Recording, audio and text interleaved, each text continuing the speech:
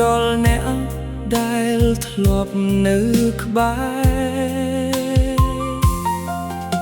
រដូវកាលបានផ្លាស់ប្ដូរទៅផ្ការីកហើយក៏រោយស្លឹកតែការចងចាំអំពីអូននៅតែស្រស់ស្អាតដូចថ្ងៃមុន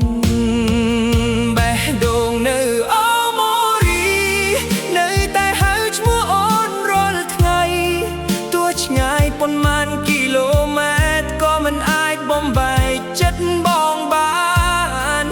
បេះដូងនៅអូម៉ូរីនៅតែរក្សាស្នេហ៍មួយនេះរងចាំថ្ងៃដែលយើងបានជួបក្រោមមេឃដ៏ស្រស់ស្អាតម្ដងទៀតព្រិលធ្លាក់ក៏ដោយខ្យល់បក់ក៏ដោយចិត្តបងនៅតែមានតែអូនអូម៉ូរីទឹកដីនៃអនុស្សាវរីយ៍នឹងស្នេហ៍ដែលមិនរលាយបេះដូងនៅអូម៉ូរី